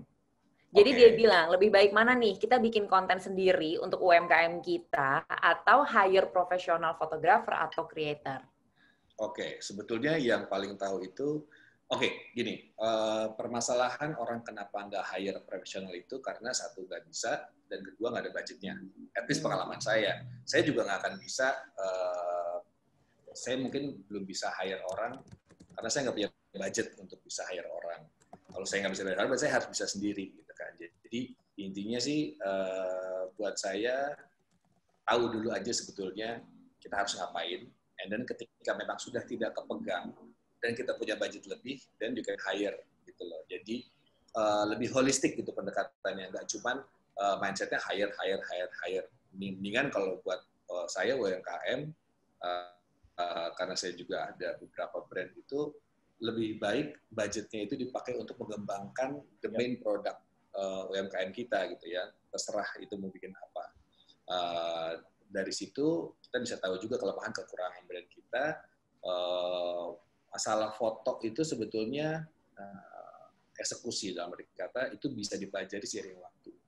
Ketika ada perusahaan untuk hire itu sebetulnya lebih ke arah memang sudah tidak kepegang. Seperti halnya kita meng-hire asisten dapur udah nggak kepegang. Tapi kalau dari awal udah keluar cost duluan, itu akan berat ke depannya nanti. Jadi lebih kita harus lebih pintar untuk bisa menyiasati lebih ke budgeting aja sih sebetulnya. Gitu. Lebih ke arah sana mungkin pendekatan aku sih sebetulnya. Oke, kalau dari Mas Andri sendiri, kalau Mas Andri kan memang dulu awalnya tidak meng-hire siapa-siapa ya kan, itu pernah ada penyesalan gitu nggak Mas? Atau memang lebih baik mengembangkan UMKM-nya? Gimana Mas Andri? Itu bener banget sih yang Mas Dade bilang. Karena kayak gue bilang tadi kan, resources limited banget di awal gitu. Dan gue nggak tahu ya, mungkin bisa ada polling atau apa. Tapi menurut gue nggak pernah kejadian orang nggak beli sesuatu atau nggak beli lagi gara-gara fotonya jelek. Pasti kalau ada orang beli lagi gara-gara makanannya enak atau makanannya nggak enak gitu kan, atau ngirimnya telat gitu. Jadi buat gue awal lebih fokus ke pastiin bagaimana pengiriman gue on time, bagaimana pengiriman makanan gue tetap anget gitu. Kayak gue masih ingat sebelum gue punya dapur gede gitu, the best investment ya yang gue sampai sekarang masih ingat, yang kayak gue bahagia banget deh kayak anak-anak dapat permen sekarung itu, gue beli food processor, food blender 700.000. Itu gue seneng banget karena gue jadi nggak usah nyincang bombay, wortel, dan gue nggak usah parut itu pakai tangan. Itu gue rasa seneng ya, gue udah ngerasa wah gila deh. Itu the best investment ever, itu 700.000 itu pertama kali gue beli alat buat dapur ya. Gitu. Jadi buat gue sih masuk ke sana. Kalau mungkin gue ada pesan buat teman-teman yang memang bikin ini sebagai bisnis, ada up investment udah didesain gitu, ada investor silahkan. Cuma pesan gue adalah kalau lu ke fotografi, silakan Mas lanjut. Pesan gue adalah kalau lu ke fotografer, sangat jelas pesan lu tuh apa, as in key message, as in foto lu tuh komunikasikan apa. Jangan cuma ada produk cantik dengan prop, dengan sendok garpu, bunga, dan lain-lain gitu loh. Jadi lu mau komunikasi dari key message produk lu tuh harus jelas banget. Itu yang gue lihat suka kasihan sama fotografer. Iya gitu. Karena sebagai fotografer juga ketika dikasih gitu dia akan selalu bingung. Yang harus selalu diingat mungkin sebetulnya kita sebagai brand owner harus tahu banget sebetulnya kita itu stand untuk apa gitu ya sebetulnya. Jadi ketika kita kurang on brief ke fotografer, ke kitchen staff, ke marketing, udah tahu banget langkah-langkahnya seperti apa. Tapi untuk menjawab tadi pertanyaan mungkin sebetulnya ada garis tengahnya, ada jalan tengahnya mungkin ketika memang udah pusing banget lah urusan dapur, gue nggak paham juga motret segala macam, bisa jadi kalian ajak aja teman-teman kalian sih sebetulnya yang mau maju bareng gitu sebetulnya. Gitu. Jadi bantuin dia untuk bisa execute konten kreatifnya gitu sebetulnya. Bisa sih kayak gitu. Bener banget nih, apalagi sekarang nih dengan adanya webinar ini, teman-teman creator, tenang teman-teman creator, karena teman-teman creator ini juga bisa ikutan lomba dengan mengajak UMKM milik sahabat-sahabatnya atau keluarganya gitu. Jadi tenang aja teman-teman creator di sini, bukan artinya teman-teman creator tidak dibutuhkan begitu ya, tapi teman-teman creator juga bisa berkembang bersama dengan UMKM lainnya. Nah, ini bisa aja ikutan kuisnya atau kompetisinya. Ini hadiah totalnya 75 juta rupiah ya kan. Bisa lihat di Instagramnya di @creative.hub atau bisa lihat di websitenya. Siapa sih UMKM yang kemarin belum terpilih 75 orang itu, bisa diajakin kerjasama bareng atau kolaborasi bareng. Atau kalau teman-teman creator nih punya keluarga, kerabat yang punya UMKM, bisa juga nih berkolaborasi bareng untuk mengikuti kompetisi ini. Next, pertanyaan selanjutnya, ini dari love.sr ke Mas Dade. Pernah nggak foto pakai HP? Tadi sudah dijawab, pernah. Boleh di-share nggak Mas Dade kalau ada fotonya? Apakah kualitas HP sekarang sudah bisa menyamakan kualitas kamera atau mirrorless? Mas Dade kan tadi sempat bilang di awal-awal pernah ya foto pakai smartphone ya. Mungkin tahun 2014 belum bagus-bagus banget kali ya HP-nya ya. Iya. Jadi dulu itu dulu Pak pasti foto pakai handphone sih. Jadi dulu tuh seada-adanya sebenarnya ini nih.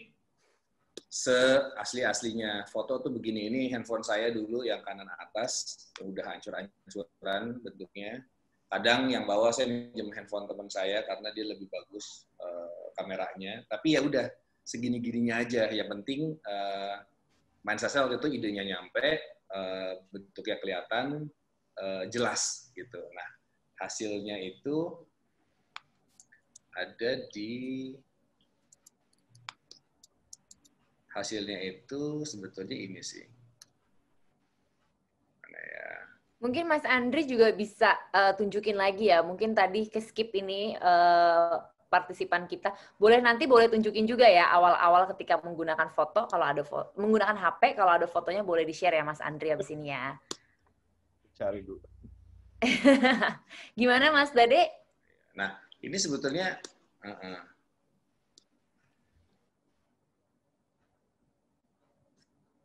Mas Dade, apakah Mas Dade masih bersama dengan kita saat ini? Ini Mas Dadenya hilang? Oh, masih ada. Iya, sekarang ada. Mas Dade belum give up kan, Mas Dade? Belum, tenang. Ini sebenarnya dari handphone. Belum. Ini tuh foto ini dari handphone. Intinya sih cahayanya benar banget aja.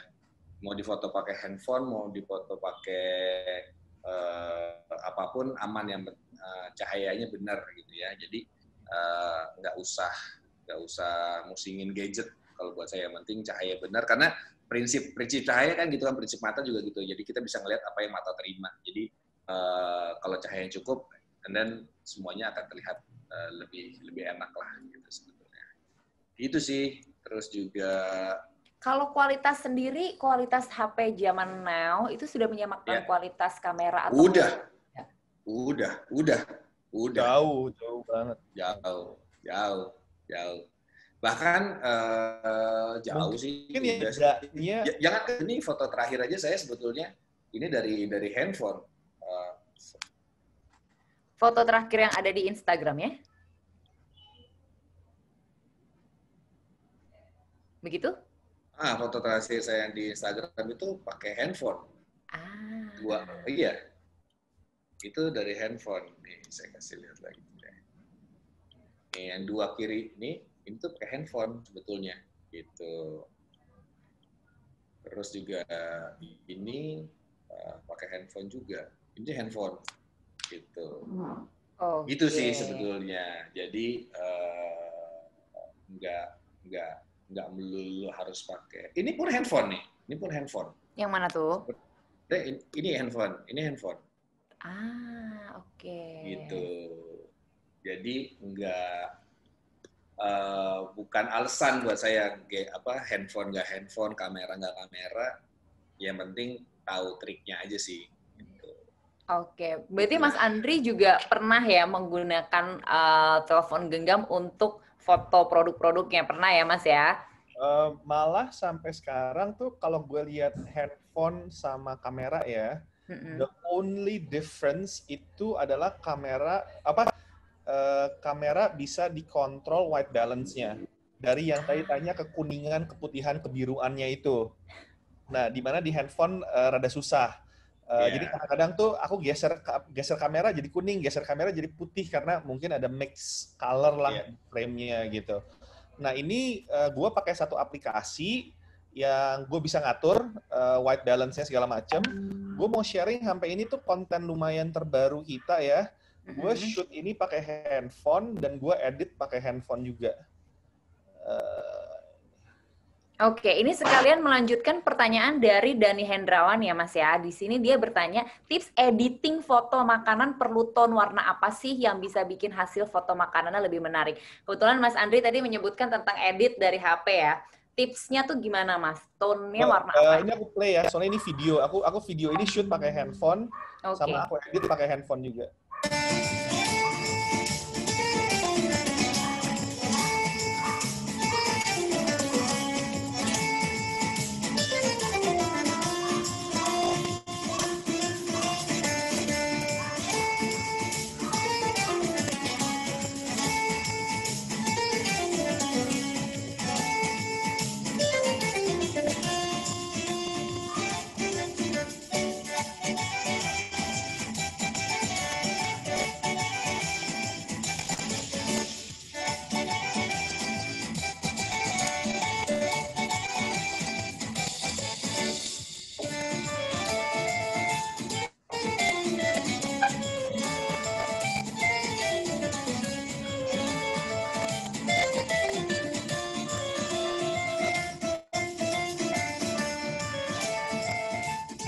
Padahal itu kameranya still doang ya Mas ya?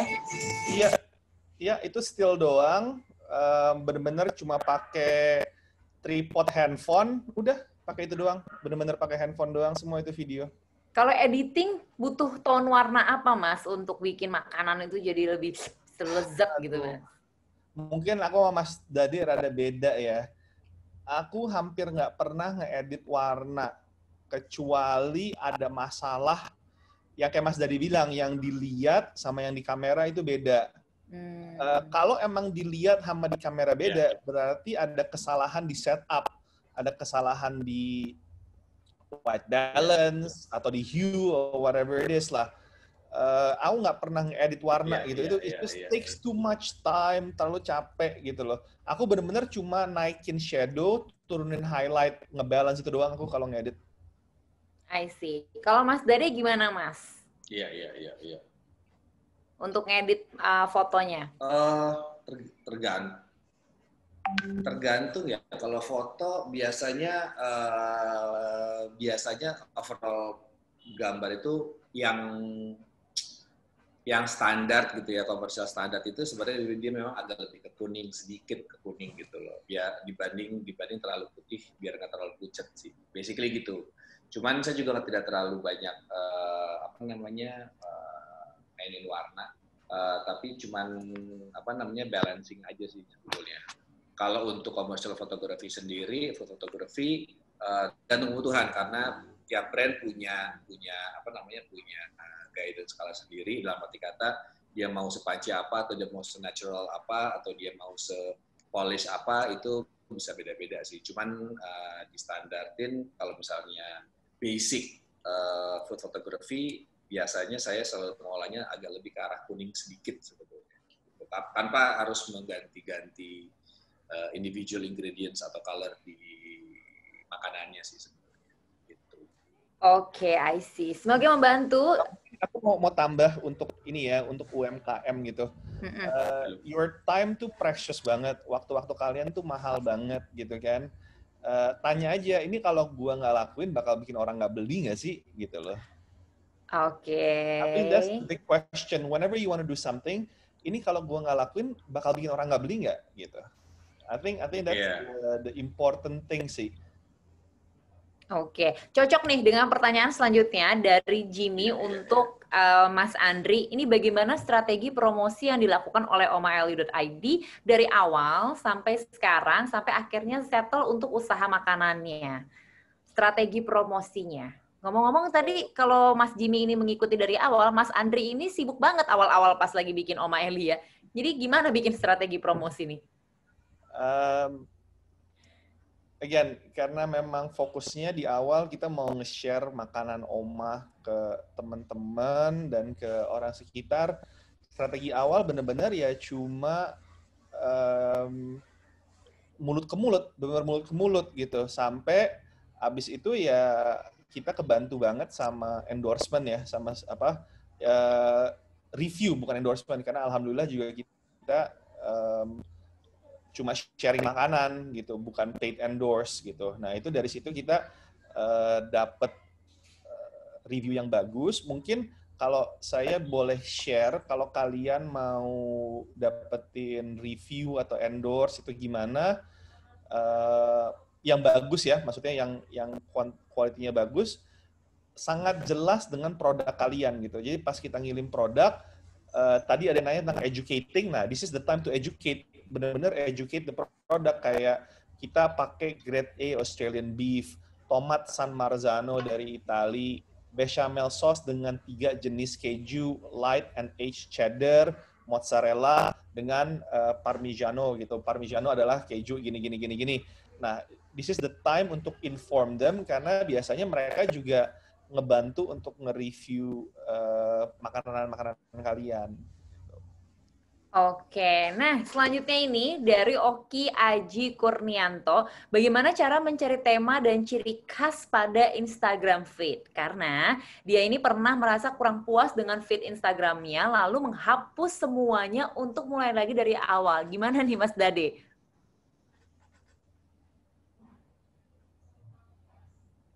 Halo, Mas Dade? Emang sehancur apa sampai harus dihapus semua? Bagaimana Mas Oki, ya. Sehancur apa katanya? Roger. Halo. Iya, Mas Dade silahkan. Halo. Iya. Gimana? Iya, silakan Mas Dade. Jadi gimana nih cari tema, ciri khas untuk Instagram feed-nya? Oke, sebetulnya bisa dicari ini sih. Ibarat kalau saya dulu pendekatan paling simple itu cari mood board. Jadi mood board-nya sebetulnya nih brand-nya tuh kayak gimana sih? Pengennya apa? Pengen kelihatan energetic, kelihatan dynamic, atau kelihatan kalem, atau kelihatan apa nih? Jadi di situ kan mood board-nya udah kelihatan secara warna, juga secara elemen-elemen yang mau dipakai. Apakah nanti mau semuanya mau pure fotografi, atau mau ada elemen desain, atau mau ada elemen warna yang lebih kuat, itu kita yang mengatur. Cuman langkah pertama untuk bisa mengetahui itu sebetulnya kamu bikin mood board aja deh. Lo bikin mood board sebetulnya bidang usahanya itu pengennya kayak gimana sih? Pengennya aja dulu gitu loh. Gue pengen warna atau gue pengen putih semua, atau gue pengen yang lebih netral warnanya, itu tinggal dipilih. Nah dari situ mungkin bisa lanjut turun ke ya apakah nanti mau ya tadi ya mau pakai elemen seperti apa, warnanya kayak gimana, jenis fotonya kayak gimana gitu. Karena beda nih fotonya Omaeli juga untuk foto gourmet, dan fotonya brand-brand lain itu berbeda pendekatannya pasti. Nah itu kan pilihan sebetulnya mau foto kayak gimana. Nah pilihan itu sebetulnya cuma milih yang simple dan sustainable. Dalam arti kata itu bisa kamu lakuin setiap hari tanpa energi lebih gitu. Karena masak aja udah susah kasarnya gitu ya, udah capek, apalagi bikin konten kreatif. Nah, bikin konten kreatifnya itu harus bisa sesimpel dan sesustain mungkin kamu bikinnya gitu. Jadi juga tidak menghambat pertumbuhan sosial media gitu ya. Kalau kita ngomongnya soal sosial media, tidak menghambat pertumbuhan si akun sosial media kamu ini gitu. Kan harus sejalan nih produksi dapur sama produksi sosial media. Nah, cara jaring tengahnya bikin produksi sosial media ini tidak terlalu pusing tidak terlalu capek dan tidak terlalu banyak energi. Nah, gimana caranya? Coba kamu diulik tadi isi itu gitu sebetulnya. Gitu sih. Mungkin aku Oke. tambah dikit ya, kalau Yep. misalkan yang aku ngerti nggak, mungkin nggak semua orang punya kreatif background gitu kan, sama aja kayak aku nggak punya finance background, aku disuruh kasih mata, dikasih angka, aku pusing banget lah udah gitu. Kalau mau pakai collaboration, mau hire kontributor gitu, mungkin minta dibikinin guideline. Jadi dibikinin, gridnya kayak gini, dikasih template, warnanya kayak gini. Jadi dari situ kita bisa eksekusi sendiri. Nah, itu bakal jauh lebih ekonomis in the long run daripada pakai pakai freelance terus gitu ya. Iya. Oke nih, dua pertanyaan terakhir ini dari Meliana dan juga dari Priyanka, ini saling berhubungan ya. Kalau dari Meliana, ini dia tuh bagaimana cara menjangkau target pasar usaha kita. Karena dia tuh punya usaha rumahan soto susu, sudah buat konten foto, tapi target pasarnya belum efektif terjangkau. Nah, sedangkan kalau dari Priyanka, ini bagaimana how to maintain brand presence and engagement on social media, attracting new customers while retain existing customers. Mungkin dari Mas Dade, silahkan dulu. Jadi udah punya, kalau dari Meliana dia udah punya kontennya nih, tapi nggak efektif gitu. Sedangkan kalau dari Priyanka gimana biar attract new customers? Oke. Yang mesti ditanya kan kenapanya tidak efektif tuh berarti kontennya atau penjualannya nih? Kalau ini target pasarnya belum efektif terjangkau. Target pasarnya itu terjangkau. Padahal dia udah punya konten foto nih. Berarti kan dia memasarkan apa untuk siapa pertanyaannya sebetulnya ya. Bisa jadi dia memasarkan hal yang salah kepada target yang salah. Hal yang benar kepada target yang salah. Bisa jadi juga begitu. Jadi tanpa membahas kontennya, mungkin harus ditarik dulu ke belakang. Siapa tahu ada yang misleading di situ tuh. Karena dia tadi apa? Soto apa tadi? Soto susu. Soto susu gitu kan. Gimana nih menjangkau target pasarnya? Nah, pasarnya dia siapa pertama gitu kan. Terus kalau pasarnya dia adalah anak muda, pendekatannya kan fotonya harus anak muda, cara ngomongnya juga harus anak muda, terus juga ingredients kebaruannya juga di makanan tuh harus anak muda. Karena anak muda mungkin tidak pengen makanan yang mudah, nggak trendy gitu sebetulnya. Siapa tahu itu masalahnya gitu. Apakah atau siapa, kita nggak tahu sebenarnya target yang mau ditangkap itu sebenarnya siapa gitu. Tapi kalau mau bertanya soal konten, mungkin aku bisa share sedikit di sini. Sebetulnya coba aku share sedikit ya. Basically sih ini sih pendekatan aku tuh lebih kayak ngomong sebenarnya know your food dulu gitu. Sebetulnya kayak bahan-bahan makanan lo tuh apa sih? Tapi ini kayaknya nggak jalan-jalan dulu ya. Gitu. Nah, ketika kita punya makanan kayak gini kan sebenarnya kan nggak appealing gitu ya. Tapi sebenarnya siapa tahu jualannya benar juga. Tapi kan kalau jualan udah benar, ya gue pengen dong punya foto yang benar gitu. Nah, buat aku pendekatan lebih ke sini kayak tadi. Ya udah, tanpa harus pusingin props, warna dan segala macam, make it fast aja sebetulnya 80% frame lo itu sebenarnya makanan. Nah, ini sebenarnya bentuk light ini kita tadi, kok kayaknya nggak works ya gitu loh. Ya udah, coba aja dilihat nih. Sebenarnya lu pengen ngambil bentuknya seperti apa sih gitu kan. Ini kan yang auto flash nih benar-benar enggak gitu ya. Terus overhead kitchen light juga sebenarnya nggak usah diolah dengan lampu ruangan yang ada. Nah, dari keempat sampel ini sebetulnya yang kira-kira masih masuk dalam kriteria foto yang bagus tuh ya kayak gimana sih gitu. Is either pakai natural light atau sebetulnya kalau kita nggak punya source yang bagus, kita bisa pakai artificial lights, tapi ya kita bisa kontrol sendiri sebenarnya arahnya seperti apa gitu. Terus juga foto dari kanan, dari kiri dan segala macam menghasilkan foto yang berbeda gitu. Jadi bisa jadi mungkin bukan salah makanan ya, tapi mungkin eksekusi untuk bikin foto makanan yang mungkin ada yang kurang gitu kan. Jadi bisa jadi juga. Ini yang saya ngomongin tadi sih, pakai reflektor dan nggak pakai reflektor, beda tipis, cuman bisa kelihatan lah yang sebelah kiri ini nggak akan kelihatan detailnya, cuman kalau dia lebih terang sedikit akan lebih enak dilihat gitu. Terus komposisi juga sebenarnya perlu sih. Jadi misalnya kita mau bikin yang dari tapak atas itu, karena kan banyak nih dari model konten juga kita sebutnya A/B testing. Apakah lebih works dengan tapak atas, tapak depan, atau tapak samping, atau micro, atau apapun. Itu harus dicoba tuh. Jadi nggak bisa bilang juga kalau misalnya fotonya selalu dari atas terus, dan kita bilang nggak works. Gitu. Jadi memang harus semua harus dicoba. Oh ternyata yang lebih pas untuk makanan ini memang angle dari atas, bukan angle dari bawah. Tapi harus dicoba dulu semuanya. Nggak bisa bilang, nggak works nih, tapi pas dilihat ternyata fotonya dari atas semua. Gitu. Jadi, dan nggak pernah foto dari, 3/4 gitu. Siapa tahu 3/4 bagus juga. Jadi memang eksekusi komposisi dan angle itu harus coba semua sih, baru kita bisa bilang, kayaknya nggak works nih, kita udah coba 10 angle yang berbeda, dan 10-10-nya nggak ada reach-nya, nggak ada engagement-nya gitu, nggak tidak berhasil gitu ya. Nah, jadi memang eksekusi teknis ini memang harus dicoba semua dulu biar kelihatan bagusnya apa, enggaknya apa. Karena produk kita beda.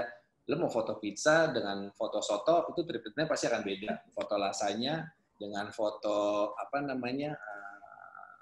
kopi pun beda, es krim pun beda gitu treatmentnya. Jadi harus tahu banget makanan itu apa dan kekuatannya itu apa. Jadi ketika kita ngomongin soto, apakah kuahnya, apakah isi kuahnya yang mau dilihat? Kan sebenarnya itunya tuh. Ketika tadi Mas Andri punya pasta, ternyata gue pengen ngeliatin bentuk pasta yang unik ini yang bisa megang si sausnya itu lebih kuat, misalnya gitu. Berarti ya udah itu yang diliatin. Ya mungkin nggak akan ngeliatin sausnya, tapi dia akan ngeliatin bentuk uniknya si pasta itu sendiri. Nah itu kan sebetulnya kita paham banget nih produk kita apa dan kita mau angkatnya seperti apa. Itu sih kurang lebih. Jadi menjawab pertanyaan Mbak Soto Susu tadi, mungkin dipelajari ulang aja kekuatan soto susu tadi itu sebenarnya apa. Dan ketika ngomongin target audience yang nggak kena, target audience seperti apa yang cocok untuk si soto susu ini gitu. Oke, kalau dari Mas Andri sendiri gimana nih sebagai yang menjual makanan dan gimana nih untuk bisa tetap memiliki customer yang lama dan juga untuk menarik customer baru? Mas Andri kayaknya masih di-mute deh mic-nya. Okay, this is a very interesting question karena banyak orang termiskonsepsi atau dia nggak ngerti jelas tujuan Instagram itu apa. Instagram is a tools kan, or social media is a tools. Objektif kita itu mau menjual. Kalau kita nggak bisa reach target market, itu ada dua.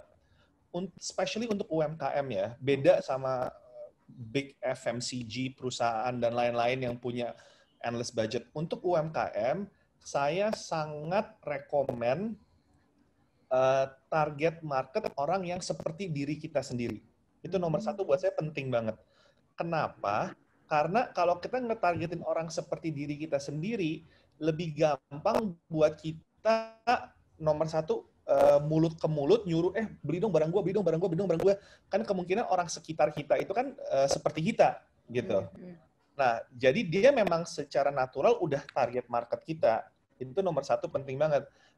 Kita nge-targetingnya siapa, gitu. Kalau kita nge-targetingnya terlalu beda dengan diri kita nyampe itu orang tanpa marketing budget mau gimana caranya, gitu. Nah, dan customer itu dari Instagram hampir selalu beli karena rekomendasi dari orang lain, bukan semata-mata ngeliat barang, ini gue suka nih, terus langsung beli, kecuali produk yang kayak super rare banget lah, super antik banget yang nggak ketemu, wah gue udah nyari ini kemana-mana, akhirnya ada gitu. Tapi kalau memang kita sifat yang barang kompetitornya banyak, itu pasti dari word of mouth. Jadi itu penting banget kita awal approach-nya jualnya itu direct personally, baru kita link mereka balik ke Instagram. Tadi ada yang nanya strategi saya di awal, ini link ke sini juga, saya jadi ingat, di awal-awal, di 10 ribuan gitu kali, di bawah 10 ribu, kita tuh selalu bikin promo, semua orang yang beli, kalau dia komen 5 orang di any of our post, jadi nggak usah dia nge-repost ya, Karena kan orang tuh kalau mesti ngelakuin sesuatu yang terlalu berat, dia males. Tapi dia cuma mesti nge-tag 5 temennya di salah satu post kita kasih 20% off. Karena kan tujuan kita untuk biar orang banyak tahu tentang produk kita kan. Dan juga penting banget mikirin customer tuh nggak terlalu beban gitu loh. Kalau customer suruh nge-repost post kita tuh kayak, aduh lu siapa? Gue malu dong sama teman-teman gue nge-post lu gitu. So that was what we did before. Jadi kalau target marketing, I recommend nge-target like-minded like yourself biar kita nge-promote-nya lebih gampang. Terus tadi kedua yang how to maintain attract new customers. Ya, new customer sama brand presence ya. Iya. Kalau kita sekarang lebih dari ngebuat special product.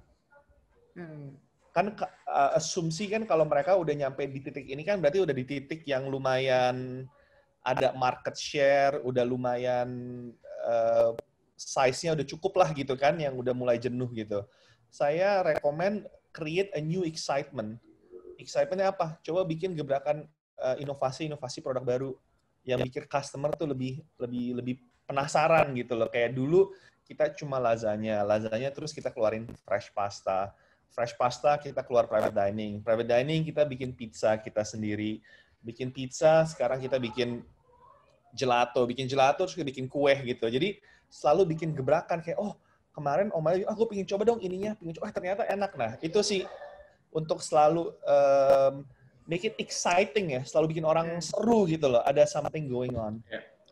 Oke, thank you banget Mas Andri dan juga Mas Dade untuk sharing-sharing semuanya. Ini benar-benar bocor banget ya, tadi sampai disebutin aplikasinya apa aja. Nah teman-teman jangan lupa bahwa teman-teman ini didukung oleh IM3 Ooredoo dengan program Collaboration Berjuang dan Berkreasi bersama dengan Creative Hub. Jadi saat ini IM3 Ooredoo ini menyediakan layanan solusi komunikasi yang sesuai dengan kebutuhan kamu sebagai entrepreneur yang disebut dengan Impreneur. Dengan paket Impreneur ini, kamu bisa mengatur bisnismu dari mana saja. Dengan paket ini, kamu bisa sharing kuota data hingga 320 GB, plus kuota menit nelpon yang bisa dibagikan ke semua tim kamu hingga 20 orang. Dan kamu bisa buat grup nih sesuai kebutuhan bisnis kamu dengan harga mulai Rp300.000 per bulannya. Caranya gampang, kamu tinggal daftarin aja paket Impreneur dari IM3 Ooredoo di gerai Indosat Ooredoo terdekat, atau bisa dilihat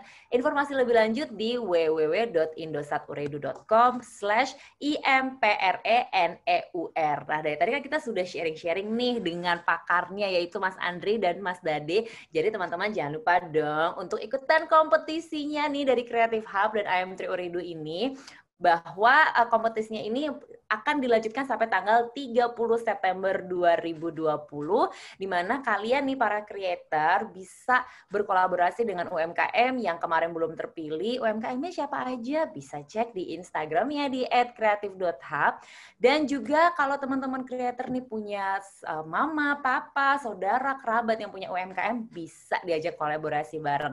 Karena hadiahnya 75 juta rupiah nih untuk 3 kategori, fotografi, videografi, desain yang akan diumumin di minggu kedua Oktober 2020. Ingat ya teman-teman, kalau teman-teman ikut kategori fotografi, hashtagnya berkreasi dengan fotografi. Kalau videografi, hashtag berkreasi dengan videografi. Dan kalau untuk ikutan desain, hashtag berkreasi dengan desain. Jadi pilih satu hashtag aja, jangan semuanya dijebrengin ya. Juara-juaranya, juara 1 dapat berapa, juara 2 dapat berapa, teman-teman juga bisa lihat di Instagram Creative Hub dan juga di websitenya. Nah, sekali lagi terima kasih untuk Mas Andri dan Mas Dade. Mas Dade masih bersama dengan kita kan? Ini videonya kenapa nggak ada? Oke, masih ada. Terima kasih. Terima kasih juga buat teman-teman yang sudah bergabung. Semoga mendapatkan banyak sekali ya knowledge-nya. Dari Mas Andri dulu secara cepat, closing statement buat teman-teman UMKM dan creator. Silakan Mas Andri.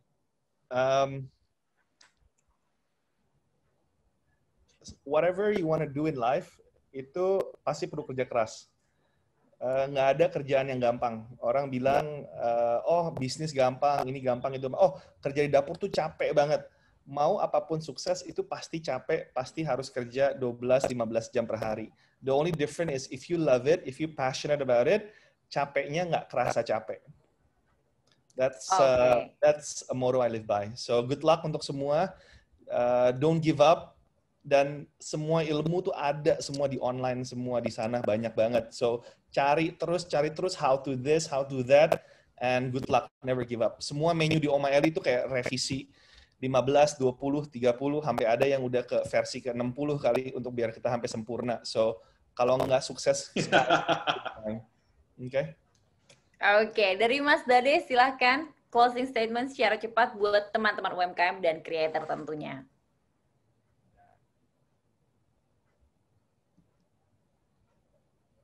Untuk teman-teman creator dan UMKM, intinya cuma satu. Apa yang kita lakuin, yang lagi berlari silakan berlari, yang lagi capek berlari silahkan jalan. Kalau capek jalan silakan jalan pelan aja, tapi yang pasti jangan pernah berhenti. Karena kalau berhenti pasti itu jangan aja pokoknya. Capek apapun, lakuin dengan passion, lakuin dengan cinta, pasti itu akan ada ujungnya. Karena semua tidak akan pernah sempurna hari ini, tapi kalau kita coba terus, pasti suatu hari akan sampai pada ujungnya. Gitu. Terima kasih semuanya. Terima kasih. Selamat berjuang. Thank you so much buat teman-teman yang masih mau bertanya, bisa langsung bertanya aja ke Mas Andri dan Mas Dade, bener ya, di Instagramnya di @omaeli.id dan juga di @warteggourmet. Warteg Gourmet aja ya, @warteg gourmet. Oke, terima kasih sekali lagi. Kalau panggilnya saya pribadi ke Andri Susanto ya, soalnya di Oma Eli itu sekarang yang megang anak-anak sales untuk menjawab penjualan ke sana. Oke? Boleh. Langsung ke @Andri Susanto ya, Mas. Good luck. Oke? Oke, thank you so much teman-teman. Saya Dea Gita mewakili Creative Hub. I am Tri Uredu dan Smash Pro. Bye-bye.